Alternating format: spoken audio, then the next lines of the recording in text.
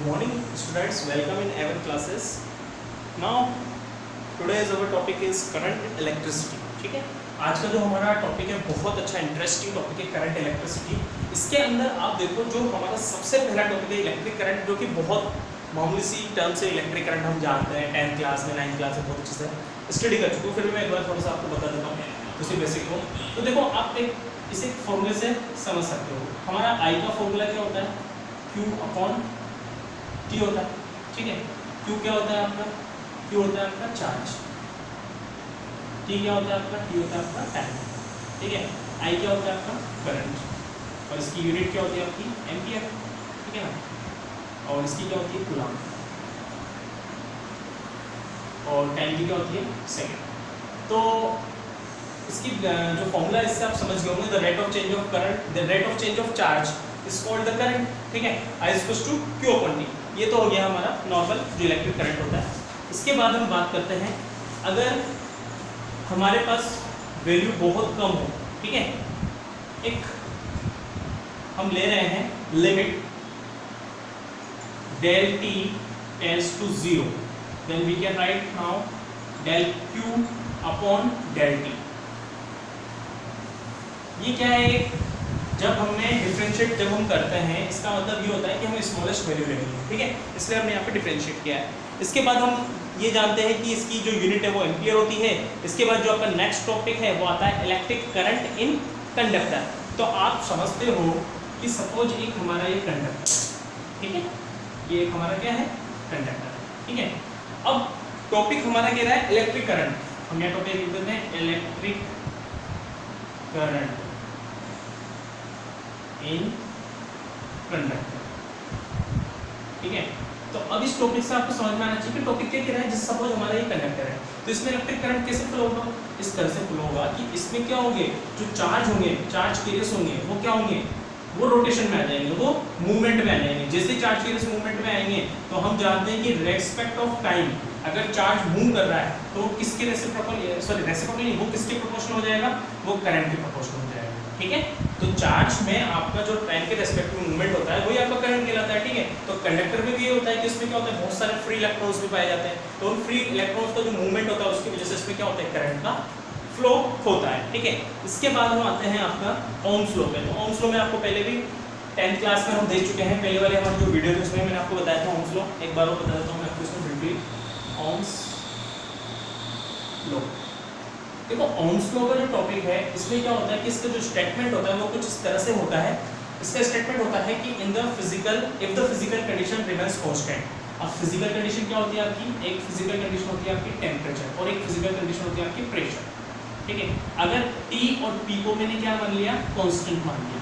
ठीक है, तो क्या होगा, अगर T और P कांस्टेंट, कांस्टेंट का मतलब ये होगा कि इसके ऊपर टेम्परेचर और प्रेशर का कोई भी इफेक्ट नहीं होना चाहिए। ठीक है, तो the value of current is directly proportional to the voltage.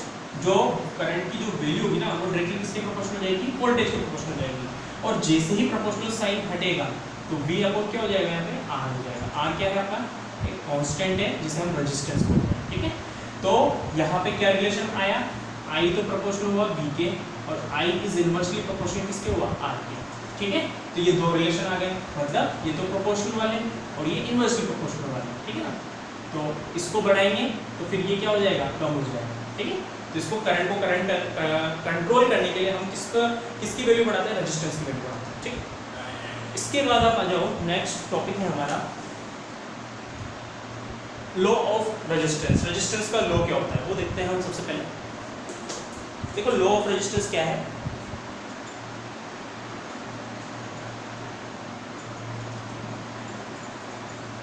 वो क्या था रेजिस्टेंस लॉ, वो ये इस तरह से था, जैसे हमारे पास सपोज ये एक कंडक्टर है। ठीक है, इसकी क्या होगी, कुछ ना कुछ लेंथ होगी और इसका क्या होगा, कुछ ना कुछ ये एक एरिया ऑफ क्रॉस सेक्शन होगा। ठीक है, तो इसमें क्या था कि जो वैल्यू ऑफ जो इस resistance, value of the conductor, मतलब इस कंडक्टर का जो रेजिस्टेंस है वो लेंथ ऑफ द क्या होगा, कंडक्टर की क्या होगा, प्रोपोर्शनल होगा। This is the equation number 1। और हम क्या कह सकते हैं कि इसका जो एरिया ऑफ क्रॉस सेक्शन है वो किसके इनवर्सली प्रोपोर्शनल होगा, रेजिस्टेंस के। This is the equation number 2। ठीक है। अब जब हम इन दोनों को मिलाकर लिखना चाहें तो किस तरह से लिख सकते हैं, L/A, this is the equation number 3। और जैसे ही प्रोपोर्शनल साइन हटाएंगे तो एक नया कांस्टेंट आता है जिसे हम क्या बोलते हैं, रो, जो क्या होता है हमारा स्पेसिफिक रेजिस्टेंस। रो को क्या बोलते हैं हम, स्पेसिफिक रेजिस्टेंस, या फिर इसका एक और नेम है, इसे एक और नेम दे सकते हैं रेजिस्टिविटी, रेजिस्टिविटी, ठीक है। तो ये हमारा रेजिस्टेंस लो कंप्लीट हो गया। अब इसके बाद आपका नेक्स्ट टॉपिक आता है, नेक्स्ट टॉपिक आता है आपका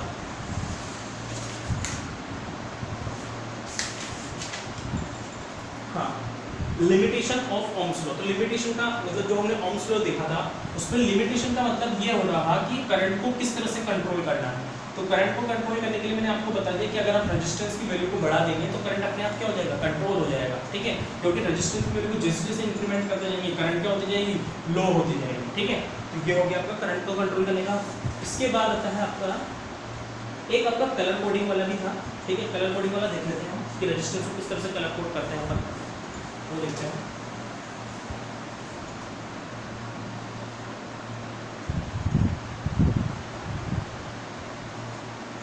कलर कोडिंग इसमें क्या होगा, इसमें एक सीक्वेंस थी आपकी BB Roy, Great Britain, very good wife, ठीक है। ये एक सीक्वेंस थी आपकी BB Roy, Great Britain, very good wife, ठीक है। इसके बाद एक आपके गोल्ड और सिल्वर, ये दो कलर और होते हैं इसमें, ठीक है। तो इसमें रेजिस्टेंस की कलर कोडिंग किस तरह से की जाती है वो हम देख लेते हैं। सबसे पहले तो हम यहाँ पे लेते हैं नंबर, ठीक है, और एक यहाँ पे हम लेते हैं मल्टीप्लायर, मल्टीप्लायर, ठीक है। यहाँ पे हमने लिया सबसे पहले स्टार्टिंग में हमने 0 1 2 3 4 5 6 7 8 और 9, ठीक है। इसके बाद इसे हम किसकी पावर में यूज करेंगे, 10 की। तो 10 की पावर 0 कितना होता है 1, ये 10, ये कितना हो जाएगा 100, 10 की पावर 3, 10 की पावर 4, 10 की पावर 5, 10 की पावर 6 7, 10 की पावर 8, 10 की पावर 9। और यहाँ पे जो गोल्ड सिल्वर होगा उसमें क्या होगा आपका, गोल्ड सिल्वर में केवल इतना सा ध्यान रखना है आपको कि यहाँ पे 5 होगा प्लस माइनस, और यहाँ पे प्लस माइनस 10 होगा, ठीक है। और अगर कोई कलर नहीं होता है आपका तो उसमें क्या आ जाएगा प्लस माइनस 20 आ जाएगा, ठीक है। तो ये इसकी कलर कोडिंग करने के लिए मैं आपको एक न्यूमेरिकल बता देता हूँ, उस न्यूमेरिकल से आपको समझ में आ जाएगा कैसे करने की कलर कोडिंग। देखो जैसे हमने एक न्यूमेरिकल लिया, एक प्रॉब्लम ले लेते हैं, इसमें दे रखा है यहाँ पे रेड रेड रेड सिल्वर, ये 3 कलर लिए हमने, ठीक है। एक तो ये कौन सा कलर का है, रेड, ये भी रेड, ये भी रेड, और ये कौन सा सिल्वर। अब देखो किस तरह से करेंगे। सबसे पहले हम देखेंगे कि रेड का कलर कोड क्या है। सबसे पहले रेड कहाँ पे, BB रेड है, तो ये कितना है 2, तो सबसे पहले का डिजिट लिखेंगे 2, फिर दूसरे का डिजिट भी कितना आएगा 2 आएगा, ठीक है।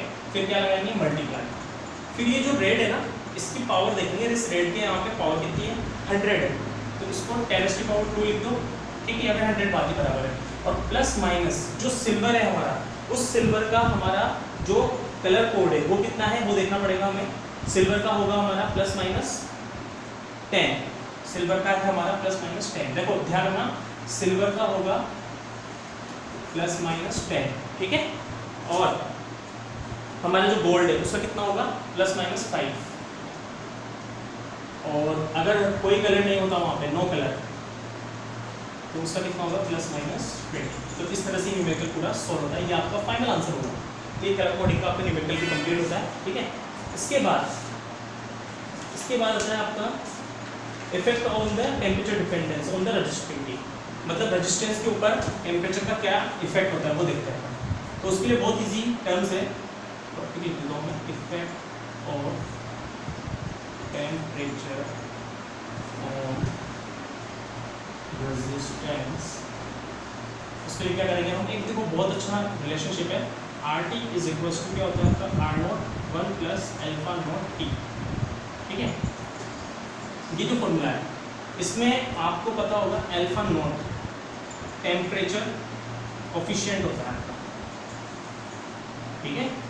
T क्या होता है आपका टेम्परेचर होता है, ठीक है। R0 कांस्टेंट हुई से आपका इसमें बेस्ट न्यूमेरिकल आते हैं आपके, ठीक है। अगर मान लो आपको अल्फा नोट निकालना है यहाँ पे, तो अल्फा नोट किस तरह से कैलकुलेट करोगे आप, जब हम इसे एक्सप्रेस करेंगे तो क्या आएगा यहाँ पे R T minus R naught, ठीक है।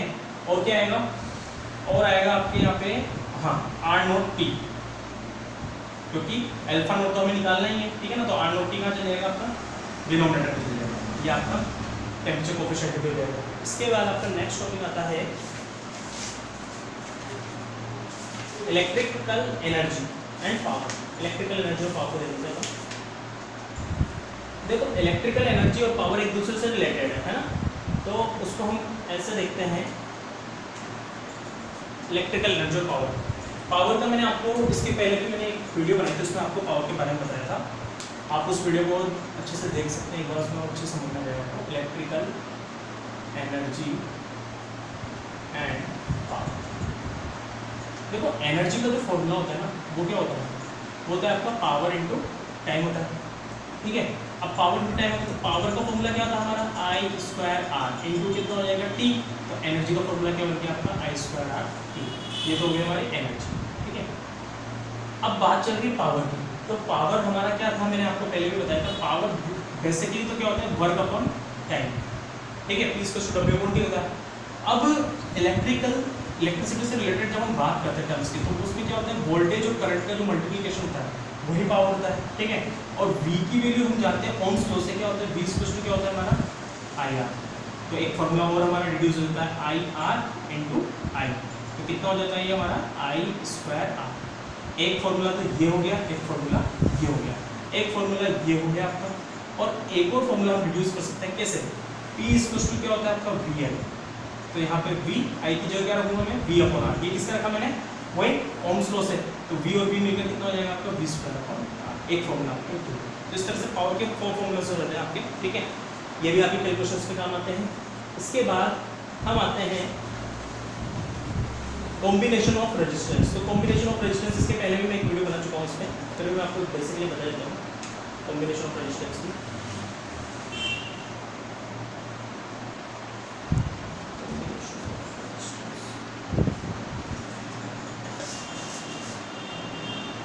देखिए कॉम्बिनेशन ऑफ रेजिस्टेंस,